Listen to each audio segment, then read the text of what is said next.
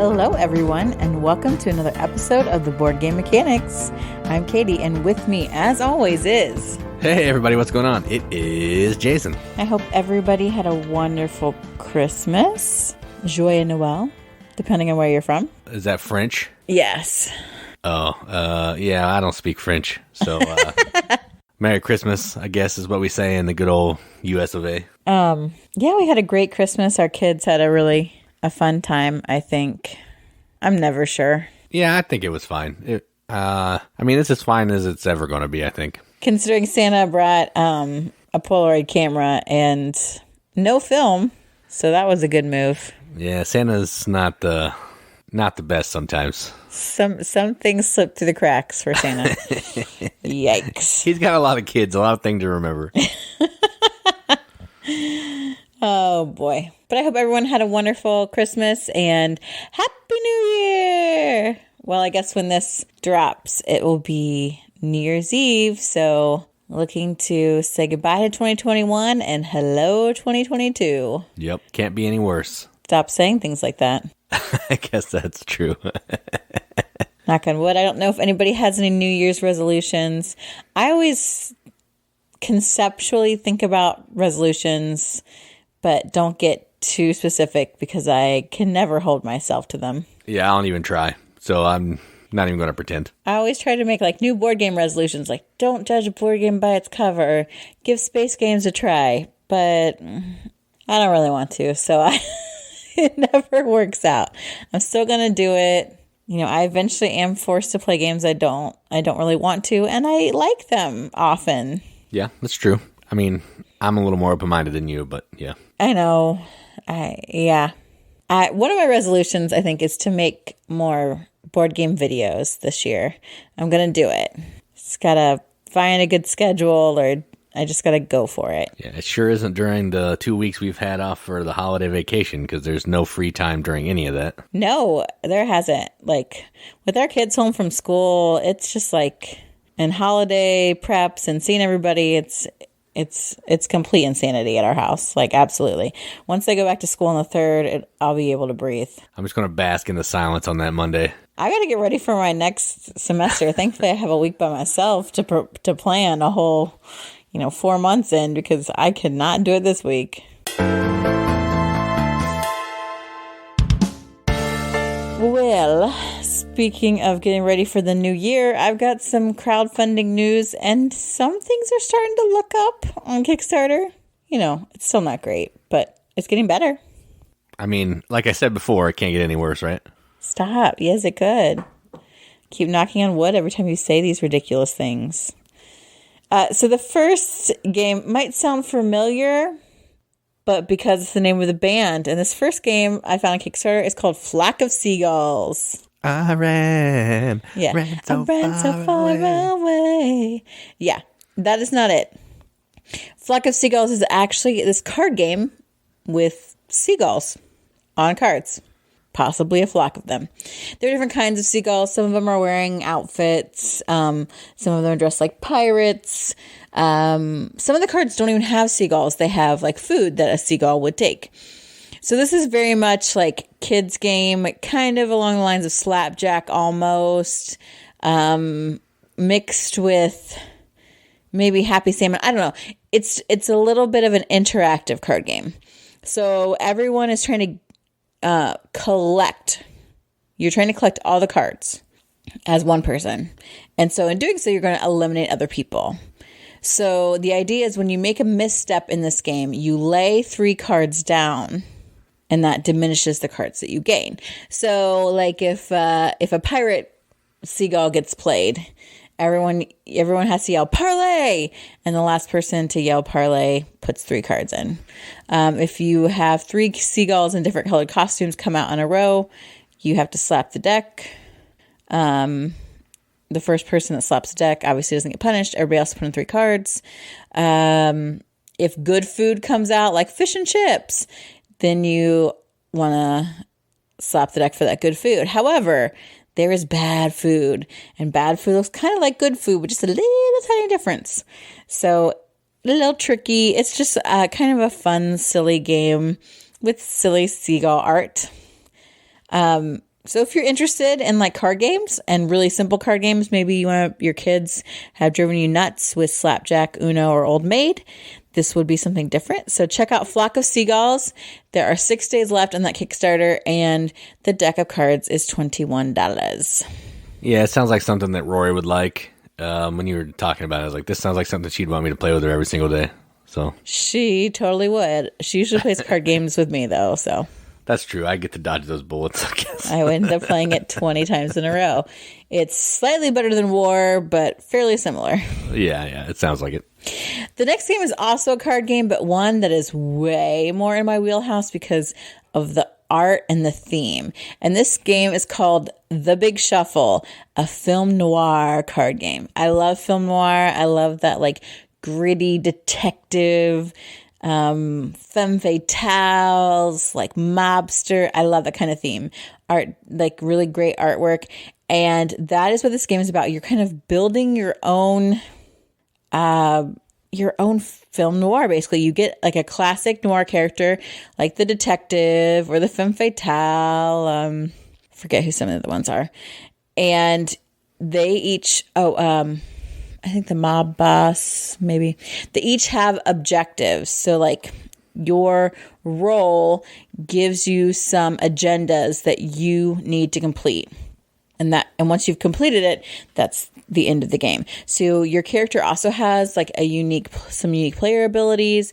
You're going to get, the opening scene, the who, the what, the where, they kind of set the scenes. And then you're going to get these other cards that are going to like give you informants and loot and actions. And those cards also have like currency on them or like influence on them. And that's going to allow you to play different cards and pick up different cards in order to like meet your agendas. It's got this really cool artwork. I love it. You move through the scene to scene. Like the femme fatale, like her player agenda is, you need the femme fatale or the mafia don. You either get the oldest profession card or the dirty double cross card, and then you get the red light district or the train station. So like you're trying to get these particular scenes set up based on the agenda that you get from your player. I don't quite know how the gameplay works because it's not very clear. It's Kickstarter. Gameplay doesn't matter. It's all about what the game looks like. I know, but the game looks cool, and I like film noir. The artwork is cool. It's mostly like black and white with like red accents, which I think is, I think that just looks really good. So it's competitive, 2 to 4 players. If you are interested in card games, like I mentioned before, but maybe a little more sophisticated card games, some neat artwork, you like film noir, check out The Big Shuffle. 8 days left in that Kickstarter, $35. Sounds interesting. I'd be interested to see a video of how the game plays because sounds kind of cool. I know. I didn't watch the video because, I don't watch anybody's videos. I'm like, I should be able to figure it out from reading. You should. I agree with you. But that's not how it works. So I did not watch the instructional video from previously Polo like I should have. My bad. But you can watch it because it's on their Kickstarter page. So check that out before 8 days after this podcast drops is up. Now, my last one is really cool. And of course, Jason's going to hate it because it's the most expensive one. But this looks awesome. And the last one I want to talk about is the Book of Lost Things. So I was reading about it, and the creator is actually really into like the Book of Kells, loves these like old medieval illuminated texts. And that's what this looks like. It's a hardback book. However, you use AR with it, augmented reality, through either your phone or tablet. And you turn these pages of the text, these pages in this book, there's like lost language in there that the AR will translate for you. There'll be like puzzles within some of the stuff. 3D objects kind of pop out. There's like cryptograms and messages and puzzles all in there. You're looking for hidden symbols around like these objects and artifacts that you're finding on these pages in this book. There are, because it looks like an illuminated text. So there's some storytelling happening as you're going through this. But they say it's a Sherlock-style adventure in this form of an ancient manuscript. So it's like and there's all these story that's going through there, these all these lost objects, artifacts that you're looking at it. Each object is like a new chapter of the story. You look through the AR and it kind of pulls these 3-dimensional, like, translated text. It'll have like annotations from these mysterious annotators that you don't know yet, maybe points out things, gives you these little puzzles and things to solve. They call it like an escape room in a book. I don't know if that's true, but it seems like it kind of is because you're working through a mystery. I don't know. It's really intriguing to me. The artwork is really interesting. What the AR does to it to pull everything up 3D and give these annotations and different puzzles and things that you can go through and extract and understand. I just find it really, really fascinating. So if you like puzzle games, if you like kind of that augmented reality stuff, if you like using apps and that unique interaction like Detective, Chronicles of Crime kind of stuff, check this one out. The Book of Lost Things. There's 11 days left on the Kickstarter and it's $79. Yeah, it's not the price point that doesn't sound good on this. It's basically everything else. Oh my gosh. It's just not my jam. I'm not into story. I don't like Sherlock Holmes consulting. I'm not really into escape room games. I don't know. Just not my jam. You're boring. I think it sounds awesome. You're boring. I'm not boring because I'm going to play Book of Lost Things, man. All right, so that's all I have for your crowdfunding Kickstarter news this week.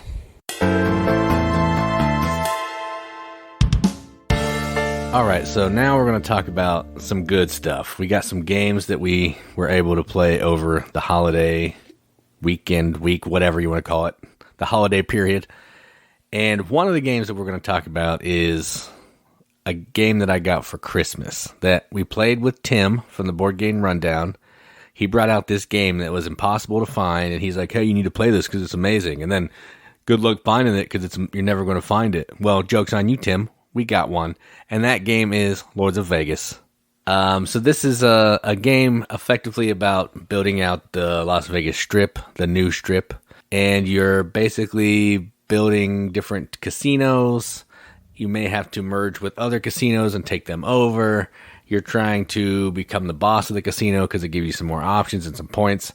And it's effectively a race to have the most points by the time the in-game card comes up in the deck. There's a little more to it than that, but it's a building up a casino, getting money, earning points type of game. You can do some gambling because it is Vegas. But yeah, you're at the mercy of the dice a lot, but it's so fun. We played this twice in a row, once with Katie's sister and her husband and his sister, and then once with Katie's cousin and her husband. Oh man, it was so good every time. And then I played it with my buddy Brandon at 2 players, and not as good at 2 players. It needs to have more players, I think, to really shine, but still so good. I liked it better now that we have it because I actually got to read through the rules and, learn it myself as opposed to being taught a game, because I like to read the rules and figure it out for myself. But man, it's so good, and I'm so glad that I got this for Christmas. So do you still like Lords of Vegas after we played it twice in a row? Not in a row, but in the same day. I do like it. I don't know if I'll rank it as high going forward. I'm absolutely terrible at it. Like, I feel like that has become obvious to me. The game is still fun. But there is a lot of luck involved, but not so much that you're like, oh, well, I'm never going to go anywhere with this. I think the more I play it, the more I'm interested to see how it kind of works itself out. Like, will I get any better? Like, will I make better choices? I'm not sure. But I do still enjoy the game. I was surprised at how easy, like, kind of non-gamers picked up on it, which I think is cool. Kind of that first round or so seems overwhelming. But it's still definitely a good game. It still is a lot of fun. You're when you are deciding like, oh yeah, I'm gonna take over this casino. Yeah, it's gonna happen. Or somebody else gonna take it over for me. Like, oh dang it. Like those roles become really critical. It feels really tense.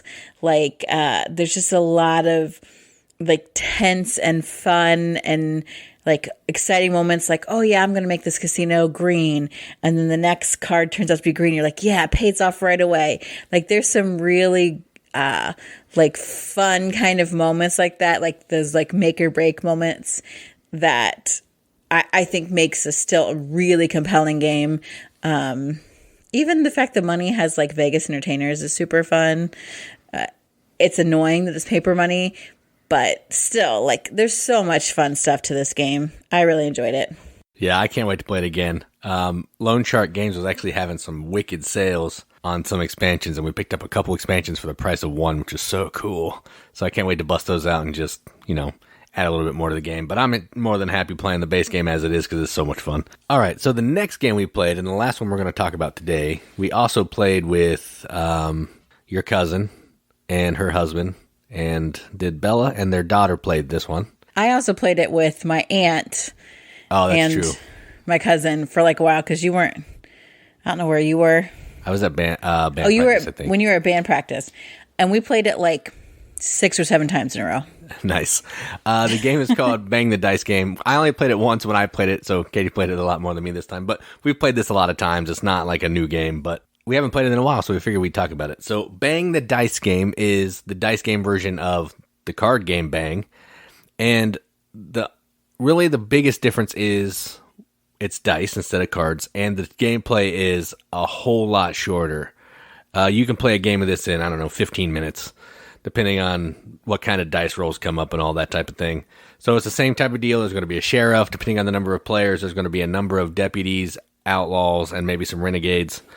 And the sheriff's trying to figure out who's on their team. The outlaw's trying to kill the sheriff, and the renegade's trying to be the last person alive and kill the sheriff last, because then that's how they win. And you're doing that by rolling some dice.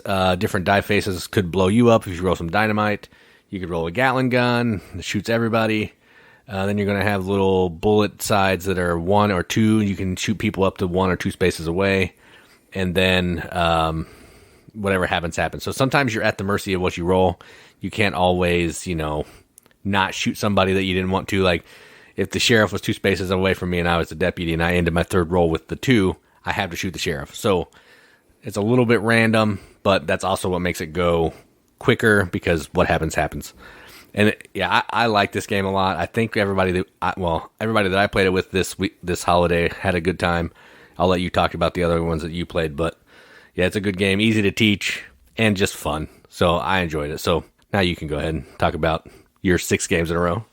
Yeah, most people really like that Wild West theme. Like, it's fun to be like outlaws or the sheriff or whatever. I like that you have like everybody's got like a player power, which I think adds a little spice to the game. Is pretty cool.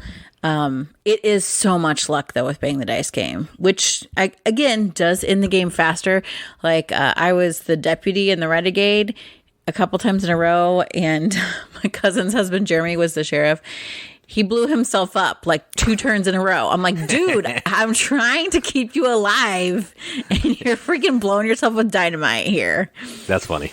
And so we'd like joke around and play like do a little storytelling. Like, I'm going to shoot you, and then I'm going to give you a beer, so there's no hard feelings, right? Like, just random stuff like that.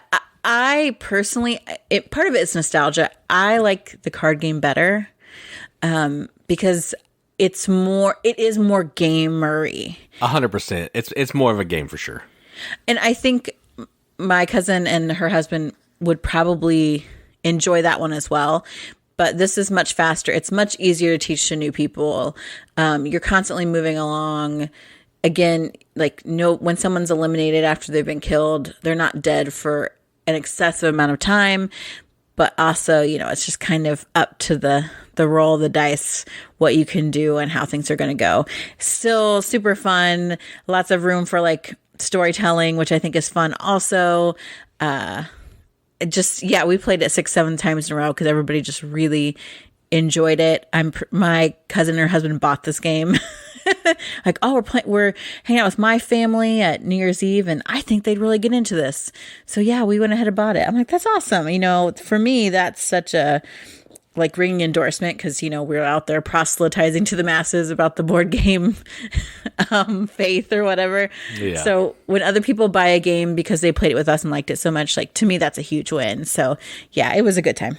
This game's nice. It's a lot easier to explain than the card game because it's basically Yahtzee with a few different die faces. So, hey, you get 3 rolls like Yahtzee. Whatever you end with on your 3rd roll is what you're stuck with. And then you just have to explain a little bit of the rules. So it's easy to teach. It's just fun. I enjoy it. We don't play it a lot because it's more fun when you have a bunch of people, I think. Because you get more outlaws, more renegades, and it's just a little more chaotic. But yeah, I do enjoy this one. So those are 2 of the games that we played. Now we're going to move on to some really, really good stuff. It's the final countdown. Da-da-da-da. Ba-da-da-da-da. That's right. We are talking about our top 10 on this week's podcast. What a great way to get ready to leave 2021 and head into 2022 by finishing our top 100.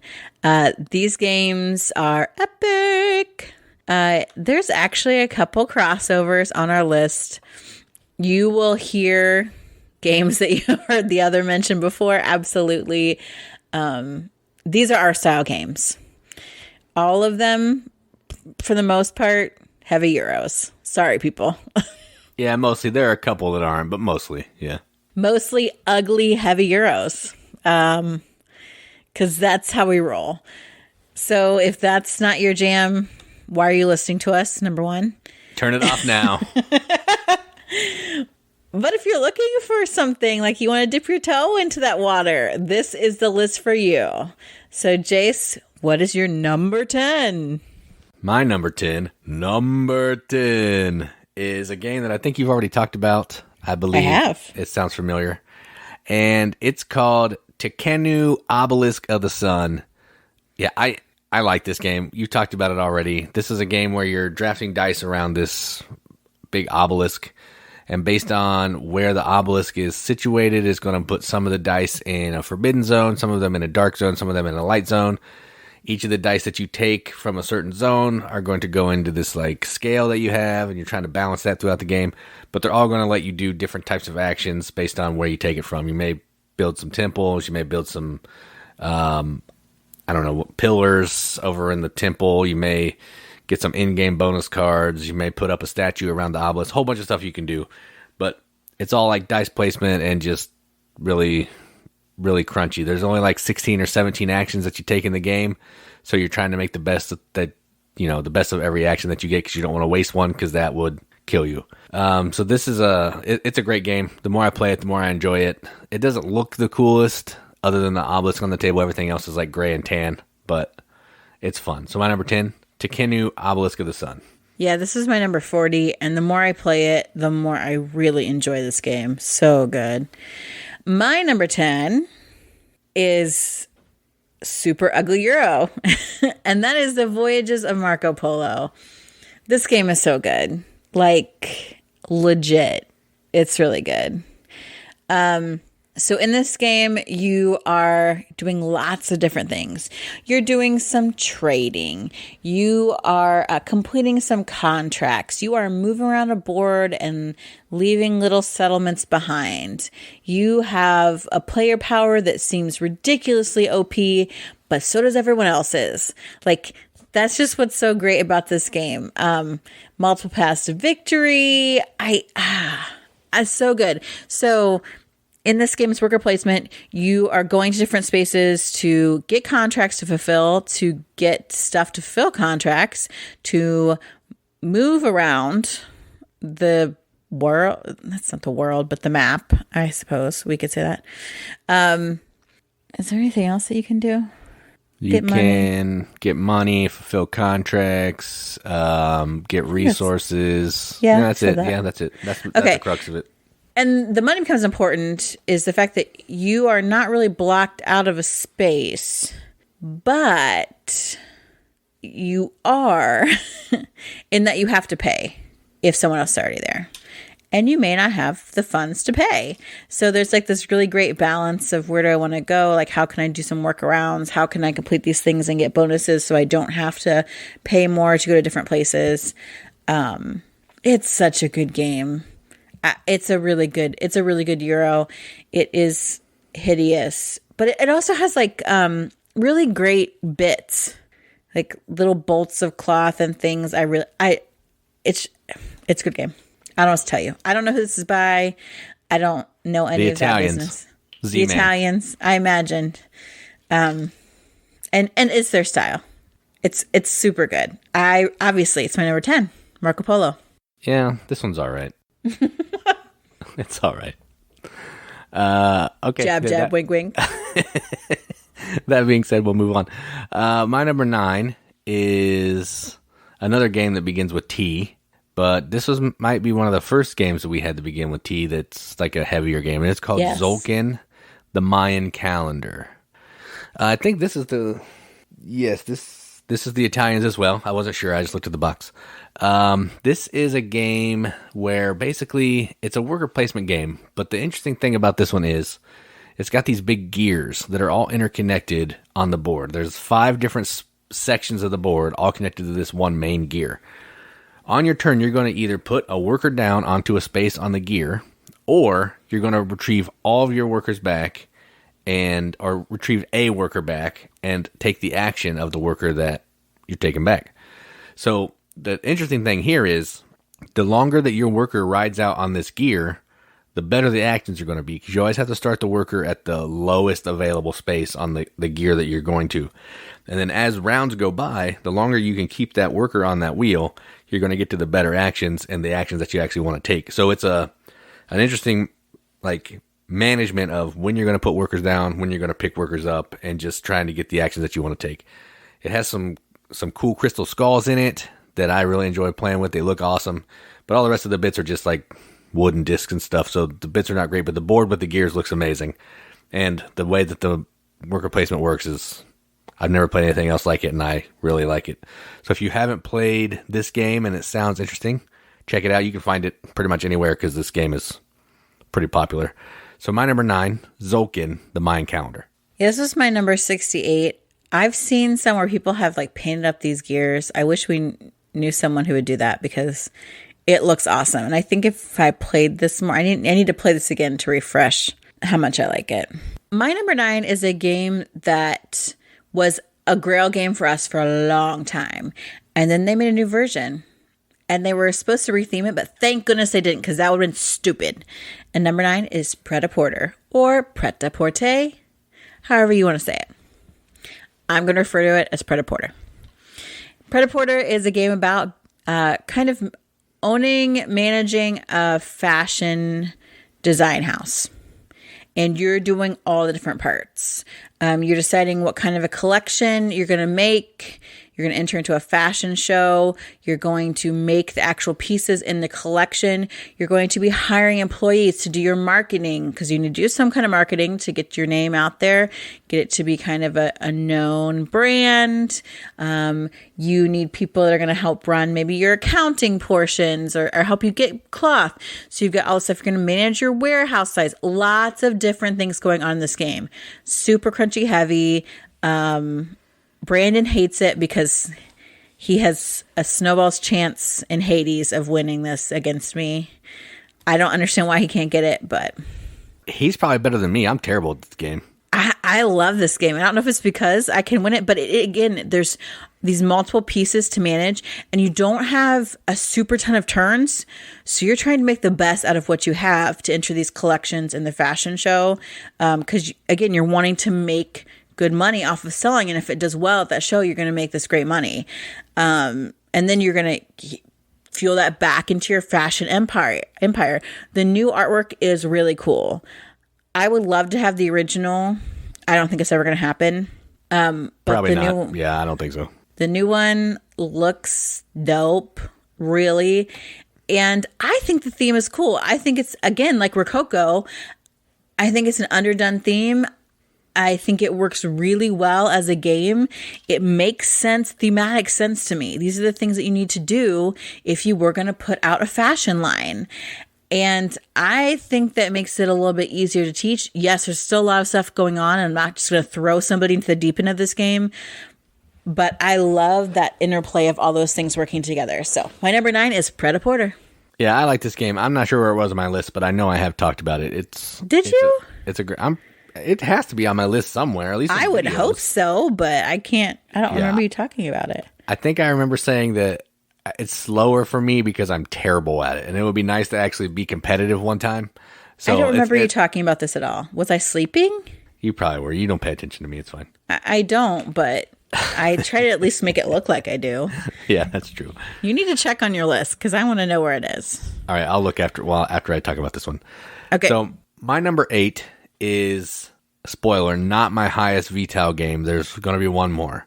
Whoa. But this is one that I really like, and I would love to play it more, but man, it's just a beast. Just like all of his games. That's my only issue with his games. They're all just so difficult to teach and remember all the rules and have people who want to play them. It's rough. But my number 8 is Lisboa. And I don't know, this one is about rebuilding the city of Lisbon after it goes through some earthquakes, some flooding, and some fires. So you're trying to take all these different actions by bribing the city architect, the king. I think there's one other character, I can't remember his name.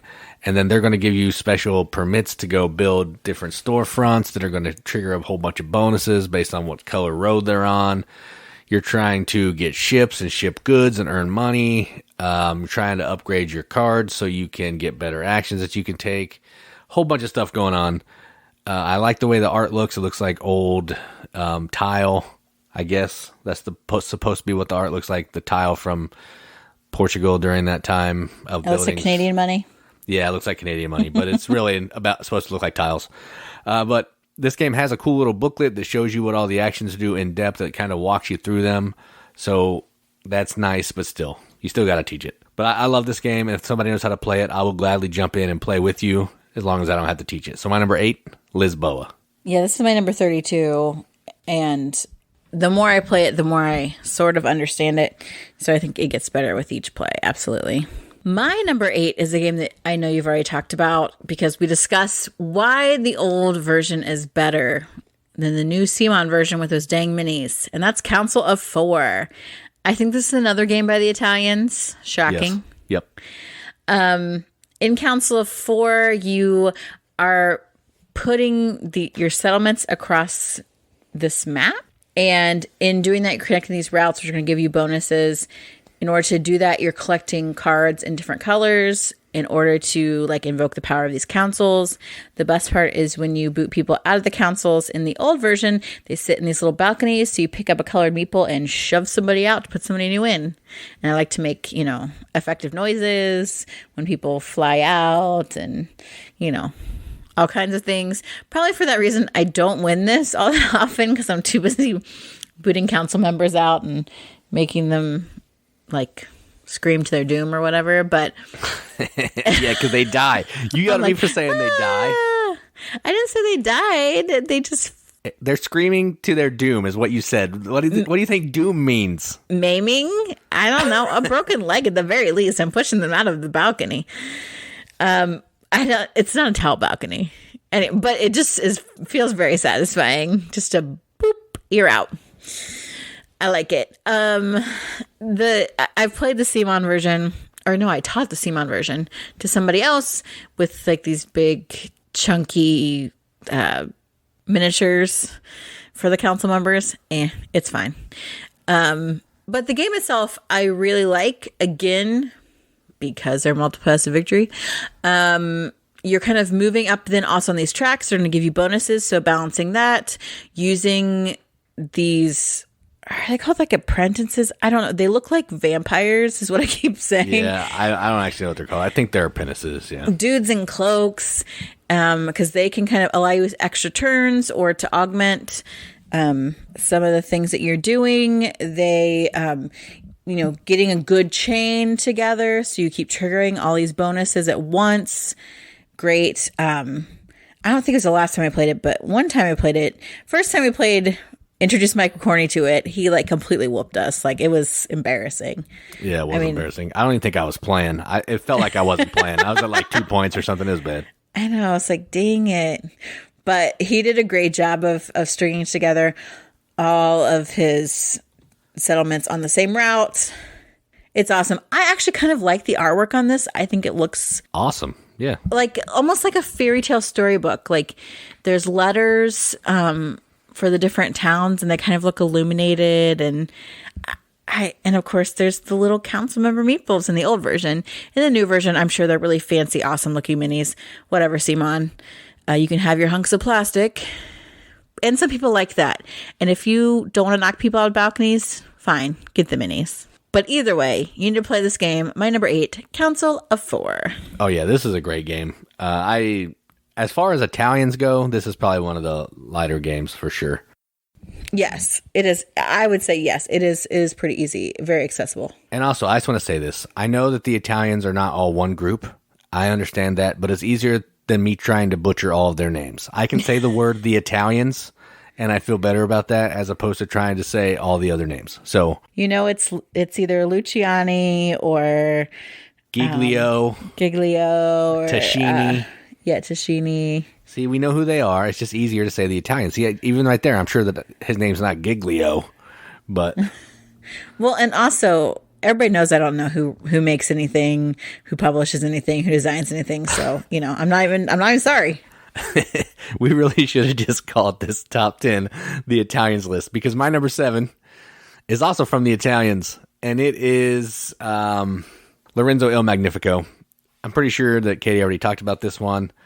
I think this is my number 11, maybe, just outside the top 10. Oh, nice. This is effectively a dice placement game, but the dice are going to be represented for each player using this pillar that ties into the color of the die.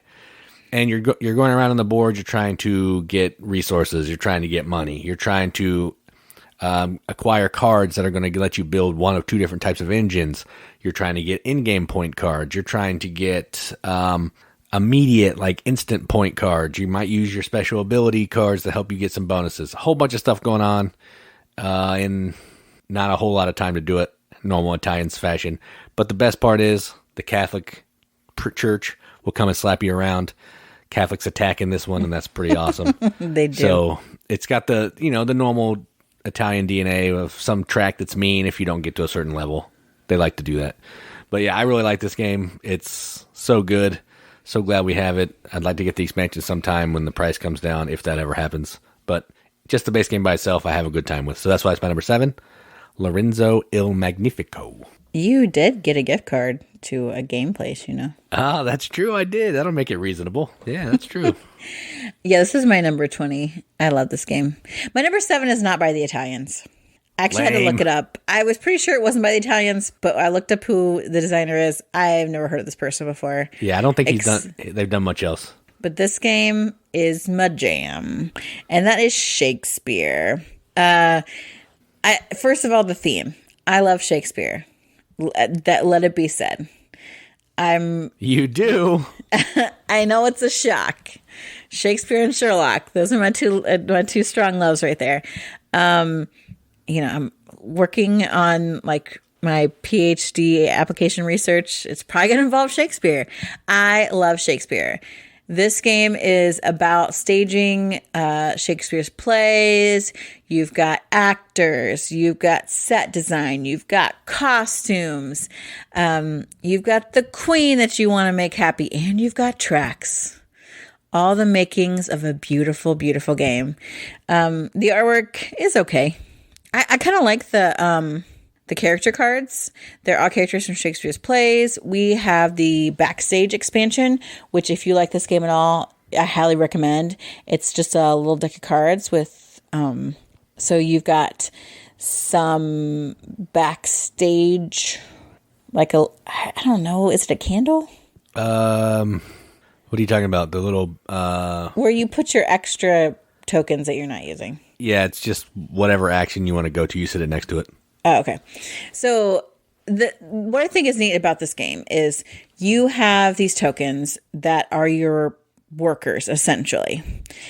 At the beginning of each turn, you bid for how many workers you need to use that round. And everyone's like, well, I'm going to bid all of them.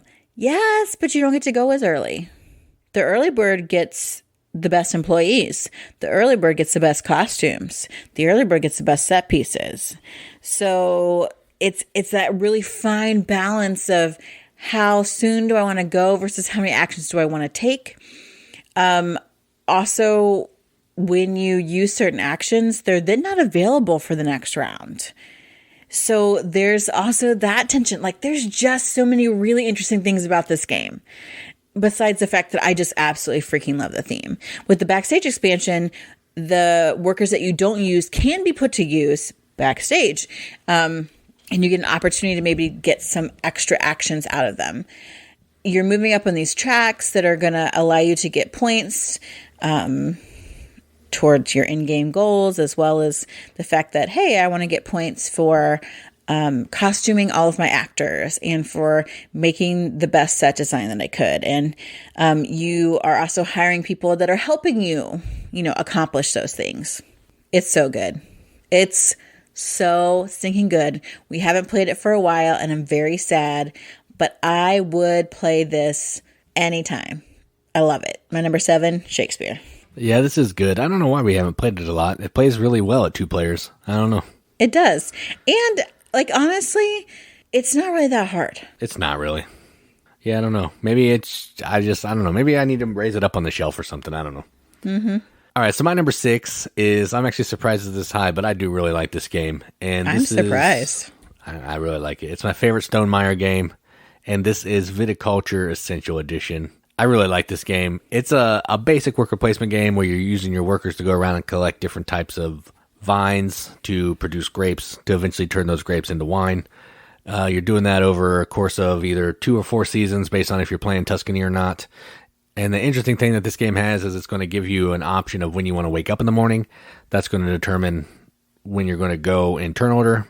The later you go, sometimes you get better bonuses. The earlier you go, you don't get as good bonuses, but you get to go first. So, that kind of trade-off deal. I just really like this game. It feels heavier than it is. Maybe that's why I like it. But it's really like a medium weight game that just packages itself in a heavier package. It's fun. It's easy to teach. And I just enjoy it. So my number 6, Viticulture Essential Edition. I can't believe this is this high for you. This is my number 26. So I guess it is still pretty high. But yeah, this is a really good game. I played it a lot solo too. And I think that helps. So I've gotten a lot of plays of it in. So my number 6 has got to be the ugliest game on my top 10. And that's saying a lot. Because remember, I've already said Marco Polo, Council of 4. The cover of Shakespeare is a little rough. But this game takes the cake.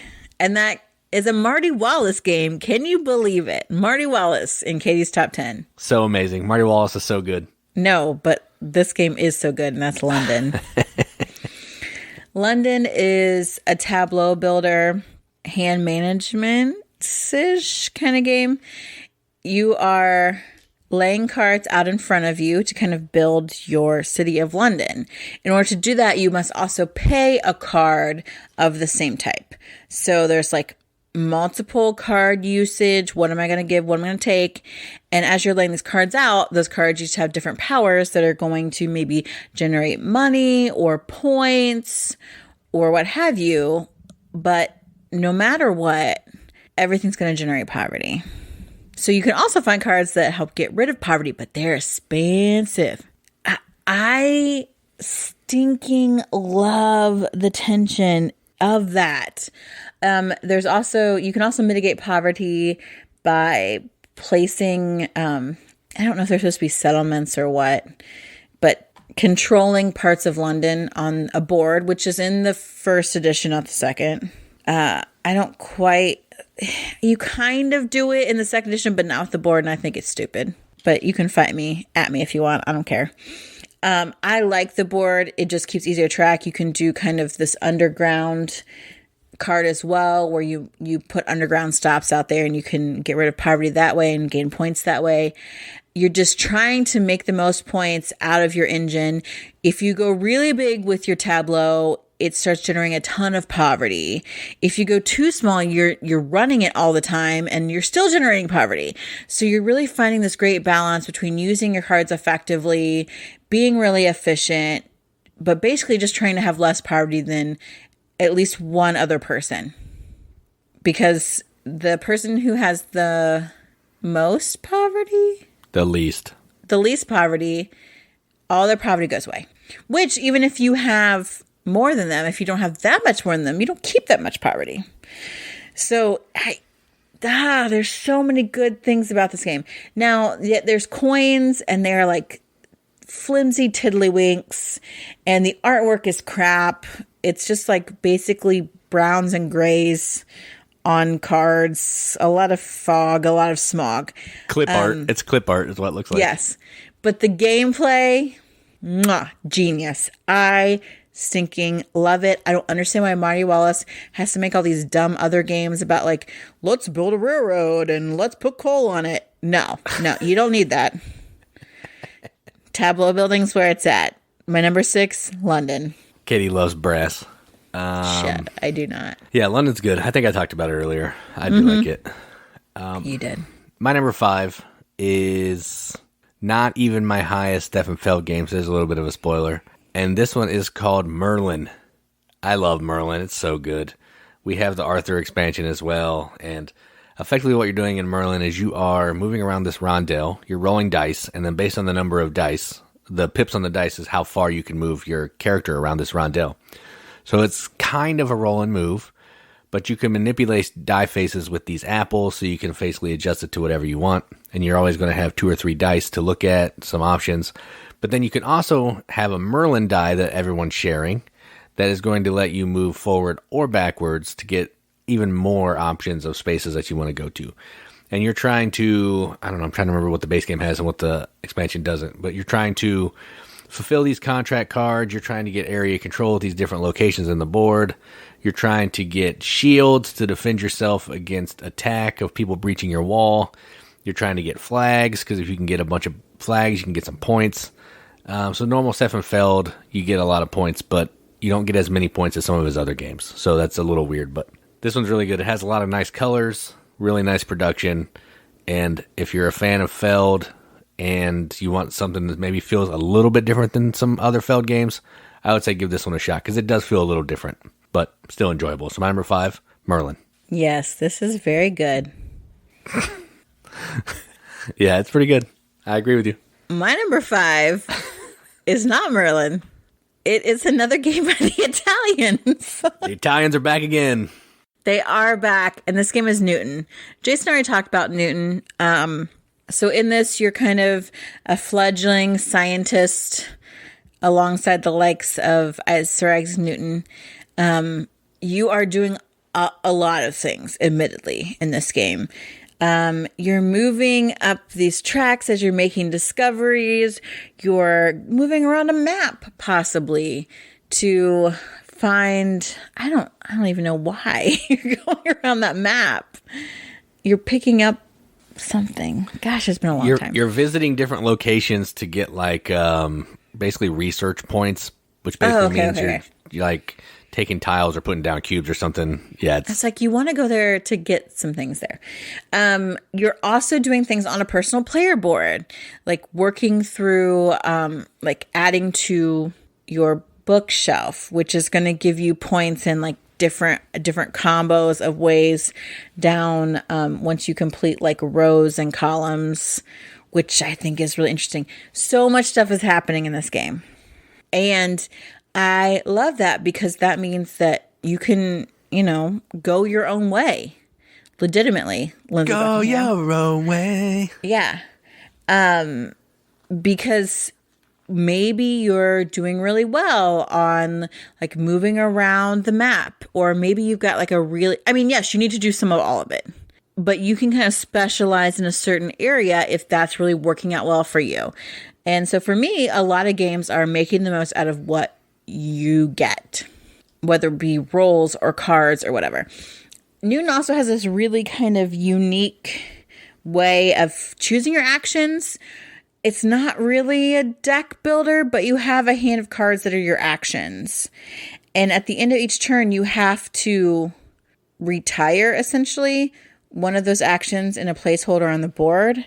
So if you ever want to do that action again, you need to make sure that you can also buy cards, that you buy a card that does that action, or you're in trouble. And so I think that's like another really neat piece, is managing what's in your hand and what you can use and how you can use it. There's just so many really good, interesting things going in this game. I've done a crap job of explaining it. But I just think if you're looking for like a next level game, this is worth it as far as an investment and as far as you sitting down to take the time to learn it, because I feel like it really pays off in experience and in interest of how you play and putting these different combos together and getting bonuses at just the right time from certain paths to help move you up on certain other areas. It just works together really well. I love it. So my number 5, Newton. Oh yeah, that's good. I absolutely hate buying cards in the game, but if you don't, like you said, you're going to be out of luck come a few rounds later. We need to play this one again. It's been a while. It's good. It has been a minute. So my number 4 is my favorite Vital game, hands down. I just love this one, and this is the Gallerist. I think I like this one because it's an interesting theme. You're running an art gallery, trying to discover new artists, display art in your gallery, sell art to the overseas market, all that kind of thing. But really, I also think this one might be easier to teach. Maybe it's just in my head because I've played it more. But it feels easier to teach to me, so I'm more willing to pull this one out to teach it. It's a worker placement game. You have 4 spaces you can go to, and every one of those spaces has 2 actions. But of those 2 actions, it just triggers a whole bunch of other things that happen during those 2 actions. You're trying to discover artists. You're trying to give some publicity to those artists to make them more famous. You're going to go do like a little auction bidding thing at the foreign market, and you're also trying to get contracts so you can maybe sell some of your art from your gallery to make room to put on new art on display. The whole point of this game is you're trying to end the game with the most money, and that's it. So you're spending money to make money, which is the tricky part. But yeah, I love it. It's a great game. I don't know if other people feel the same way as me, but I don't care. It's my list. So my number 4, the Gallerist. Yeah, this is good. It's like my number 28, and I think part of that is because it is very difficult to teach, and it is a lot for people. I enjoyed it a lot, but it can be an overwhelming game. All right, my number 4 has already been mentioned because Jason likes to steal my thunder. My number 4 is Merlin. This is clearly my favorite Feld. It's one of the few games I know is by Feld. So that kind of helps. Merlin is a game of 2 rondels. I think it's really interesting. As I was listening to Jason describe it, I'm like, those aren't the things that stand out to me about Merlin at all, which is funny. So Merlin has an inner and an outer rondel.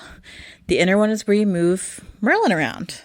The outer one is where you move your people around. And you are collecting bonuses, completing these actions. You are trying to fight off invaders by collecting certain banners. You want to get... there's some area control elements even to get your people into different colors to meet these goals. However, contract fulfillment, as far as that goes, is not really going to get you a ton of points as much as working this little sideboard is, which I don't love that because I feel like you almost have to spend more time doing that than other things. 100%, you need to make sure you're building some stuff in that city. Which I don't like that. But the Arthur expansion kind of helps mitigate that a little bit. To where you don't have to focus on that so much. I get so occupied with where do I want to move my people and kind of collecting pennants and banners and things from all these different colors that I don't always pay attention to the sideboard. But... even with that, there still is a lot of really neat movement, a lot of different things that you can do kind of in your own way. I like the ability to, I can move Merlin back and forth. Do I want to wait and use his die before the other person or after the person? What's going to be to the best of my advantage? Those dice that are rolled, like what's going to work for me. Do I need to kind of mitigate that roll with maybe a pennant from somewhere or with an apple or whatever? Like, I like that it's not super all to chance. There's some really great choices to make in it. I think the art's cool. I really enjoy that. So my number 4 is Merlin. Yeah, solid game. I have no complaints with your number 4. My number 3 is one that you've already talked about in this episode, and the Italians are back once again. And this is the Voyages of Marco Polo. So everything Katie said, this is a dice placement game that's just a ton of fun, and it leaves you wanting to do so much more, but you don't have time to do everything. It's fun to move around the board and try to set up trading posts so you can, use those spaces as additional worker placement spots. Trying to fight people to get to the best resource bases.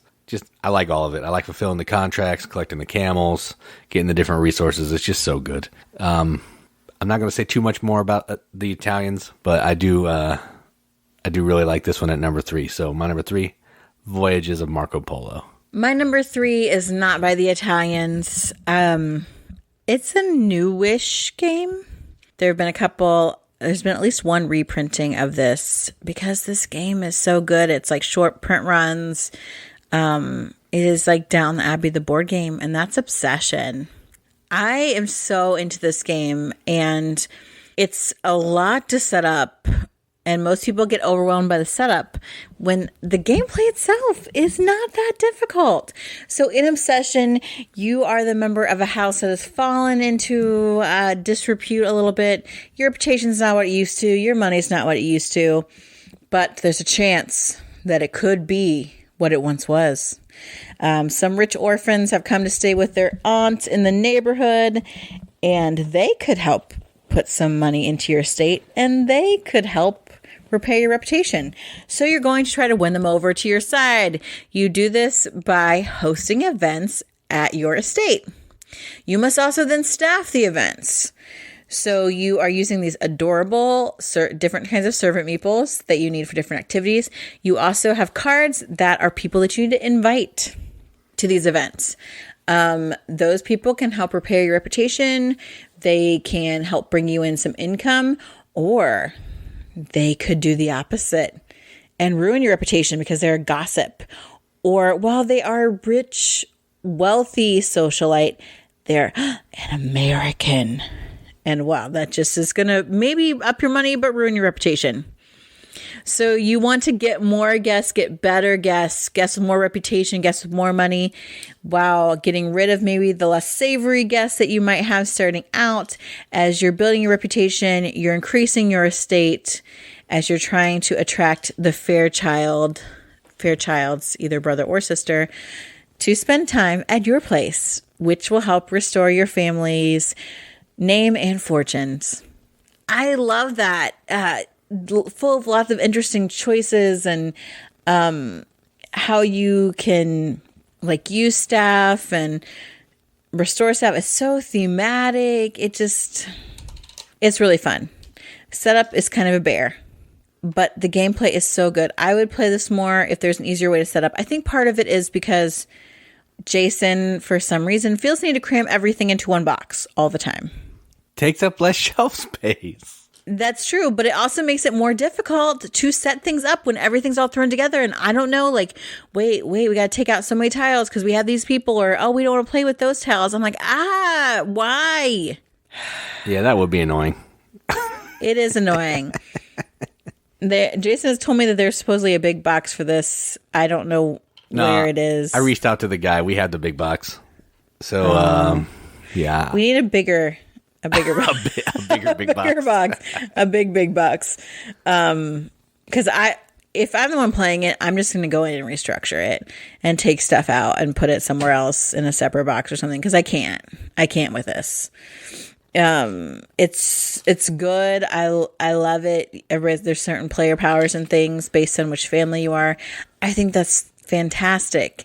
It's so fun to play. I like the period that's set in. There's lots of funny little snippets on like the guest cards. We've got a bunch of like promos and expansions. I always want Sherlock to be one of my guests, and he helps you boot out unsavory types because of the detective that he is. It's just such a good game, and I want to find ways to play it more this year. So my number 3 is Obsession. Yeah, I do like this. It was lower on my list, obviously, but yeah, it's fun. I'm not going to say no if someone wants to play it, because probably you want me to set it up because you're annoyed with the setup. So yeah, there is that. All right, so my number 2, I think that's what we're on, right? Yeah, my number 2 is my favorite Feld, and maybe it's new hotness. I don't know what it is, but it's Bonfire. I really like this one. It hits all the good Feldy goodness. It kind of feels like he's gone back to his older roots with like Aquasphere and Trajan. It's where you can, every different action ties into all the other actions, but you don't see it immediately. And what you're doing in this is you are moving this boat around these islands to try to collect different tiles. I think. I haven't played it for a minute, but you're trying to collect different types of tiles to score some like in-game goals. But the crux of the game is you're trying to get different entrance ways to this, like, I don't know, spaceship. I don't know what the theme is. I don't care. But you're trying to get these little... That's not the way at all. These little arch pieces that connect to your player board that are going to give you different colors. And then you're also trying to get portals to connect that arch piece to this like temple section of the board so you can score a bunch of points. And you're wanting to get these little like touchdown Jesus figures going around the outside of this board. They don't like touchdown Jesus, they like Yoda. Oh, no, wait. No, I'm talking about the worshippers that have the big arms.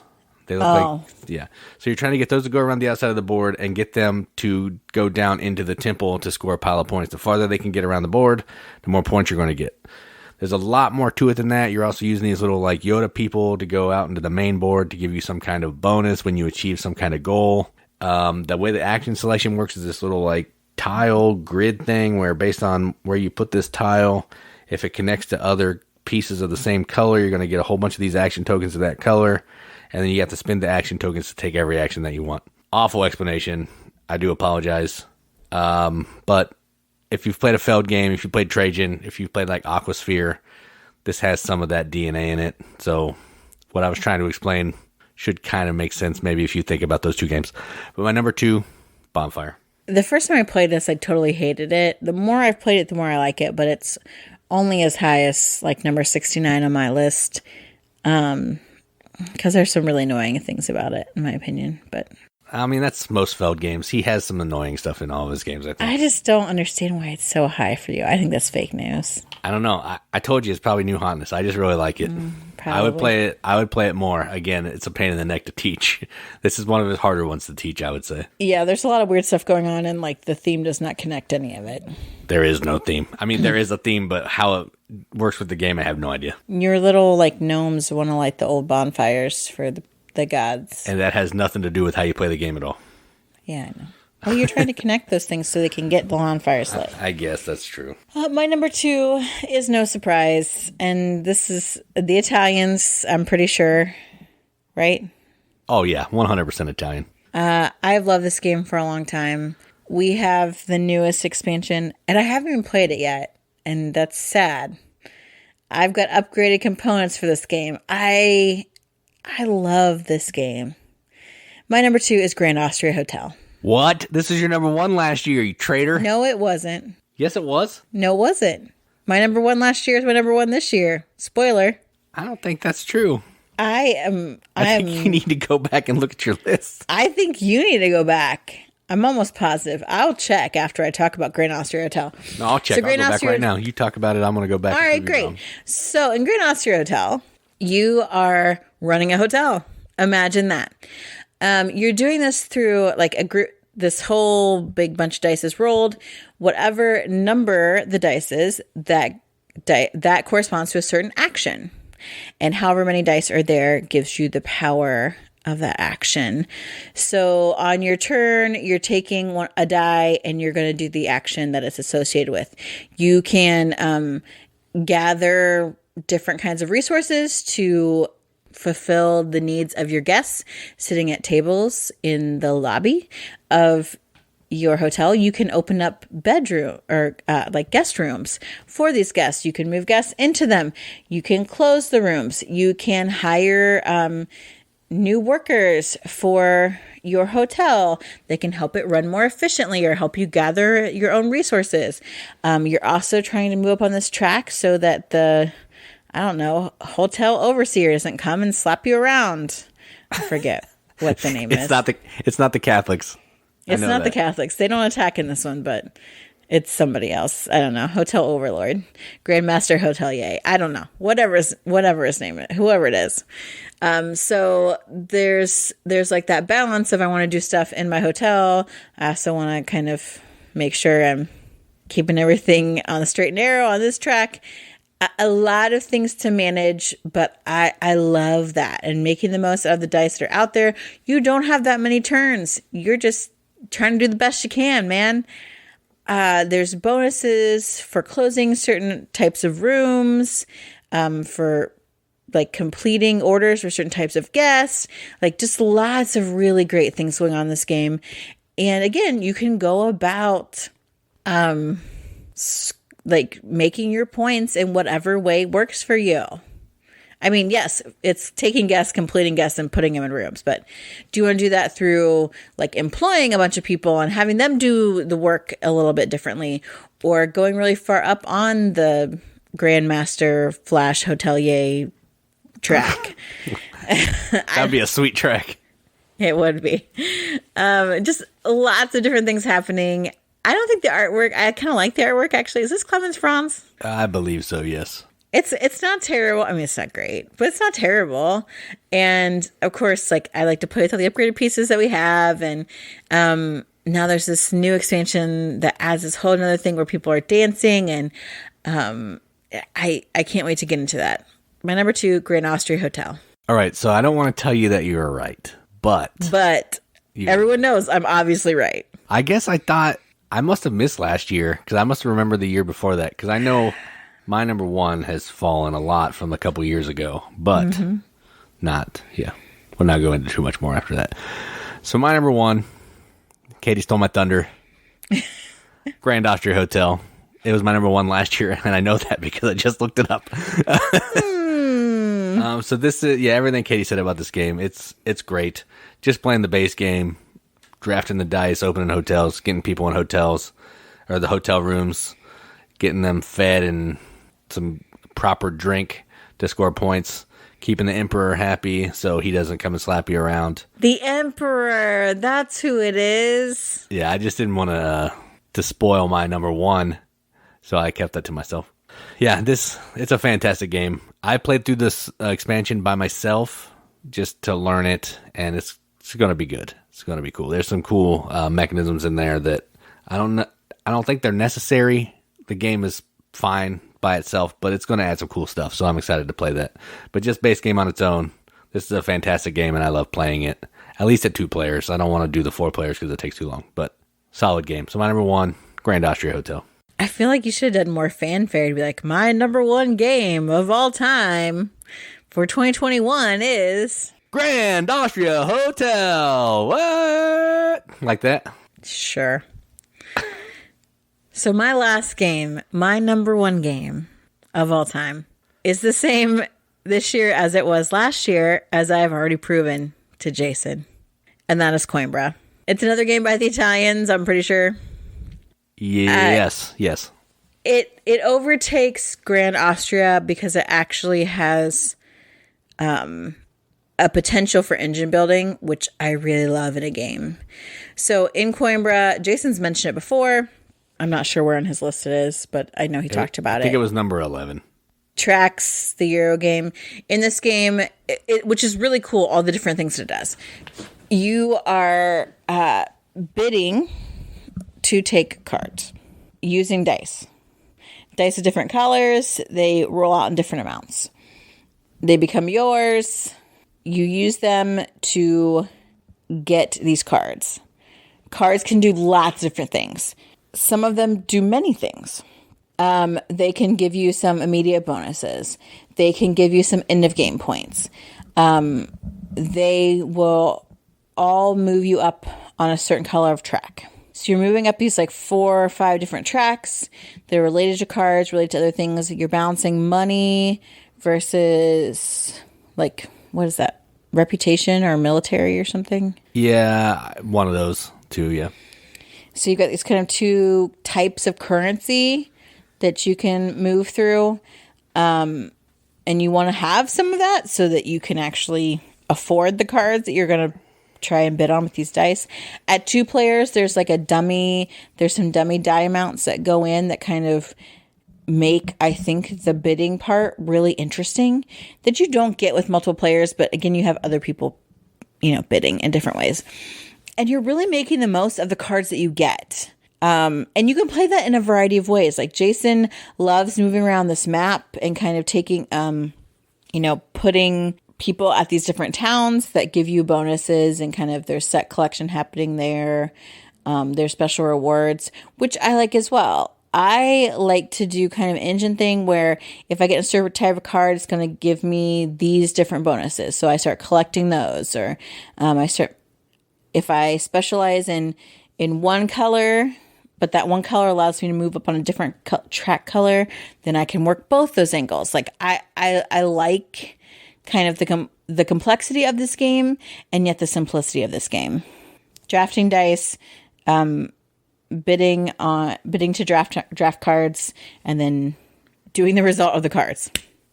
I think that the artwork is really interesting. I love the colors that are used. That color scheme is great. Again, multiple paths to victory. How do you want to play your game? You go for it. It's so good. It's so good. It's still so good. I don't know if we played it this year. Maybe once, but yeah, not a lot. But it's still that good that I can't get it out of its number 1 spot. So my number 1 game of all time is Coimbra.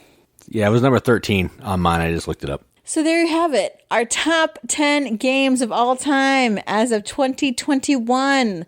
Let's give you a recap of our top 10. My number 10, Tekhenu, the Obelisk of the Sun.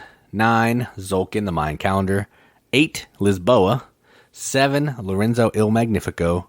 6, Viticulture Essential Edition. 5, Merlin. 4 is the Gallerist. Oh, went too far. 3 is the Voyages of Marco Polo. 2 is Bonfire. And my number 1 game of all time, according to 2021, is Grand Austria Hotel. My number 10 is the Voyages of Marco Polo. Number 9 is Pret-a-Porter. Number 8, Council of Four. Number 7, Shakespeare. Number 6, London. Number 5, Newton. Number 4, Merlin. Number 3, Obsession. Number 2, Grand Austria Hotel. And number 1 for 2021, Coimbra. So there you have it. Our top 10 games. We have made it. And then we're heading into 2022. A new year. New games to be had. That'll probably shake up our list. So what about you guys? What are your top 10 games after you've lived through 2021? I know there have been a lot of game acquisitions this year, a lot more time to play games during the pandemic. So drop us your top 10 list. You don't have to go through Pub Meeple and rank everything, but if that helps, try it out. Otherwise, if you're like, hey, what are my 10 favorite games in my collection? Let me look through it. Let me write it down. Let me cross them out. Find those top 10 games. I want to know because I know that our lists are not the same as everybody else's. Tell us on Facebook in our hashtag The Riveted group full of awesome people sharing great things about games and nothing else. Instagram. Give me like a little picture. They do those like 9 cube thing or whatever. I don't know what that's called, but. Top 9. Yeah. That's like. It's in like the little squares, Yeah. You could do that and then just put your number 10 in the comments. I don't know. Anyway, you can show us pictures if you like. Tweet it out. Comment on our YouTube. I want to know what your top 10 are. Or do you have a board game resolution for 2022 as we head into the new year? Mine is to make more videos. So like, subscribe, click on the bell for our YouTube channel because maybe I will actually do videos. Or if you don't want to see my face, then unclick on the bell or something. No, always click the bell. Keep the bell clicked at all times. Then you'll know, is it Jason or is it Katie? Oh, if it's Katie, ignore. Yeah, then you'll know. And next week's podcast, we're going to be doing a recap of our favorite games that came out in 2021 that we played in 2021. So wow. We felt that would be a fitting first episode of 2022. Look at that. Planning ahead. Amazing. However, it's totally unlike us because we generally don't know anything or play any of the new hotness. And look at us. A whole episode about games from the last year. Yeah, and we did play more than 10 games. Thank you very much. So back up off. Who is coming at us about that? Nobody. Everybody is. I'm just everybody nipping it in the bud right now. That's how you know that you're basically irrelevant. Is like no one bothers to troll you. They're like, yeah, we just don't care. Yeah, that's true. I think we've gotten like maybe 2 or 3 trolls in like 4 years. And I only remember the one because I said I was annoying, and it makes me laugh every time because it's true. Yeah, that was the one troll. Most of the time, I just delete the comments and then move on. But well, I think that's it. We've done it. We've counted down 100 games. Yay! Now we have to get back to actually thinking of what we're going to do for the week. I know, and we have to play. Maybe if we play more games, that'll help. That's true. It might. All right. Well, I hope everyone has a safe and wonderful new year. I've been Katie. And I'm Jason. Keep gaming, everybody. Keep gaming.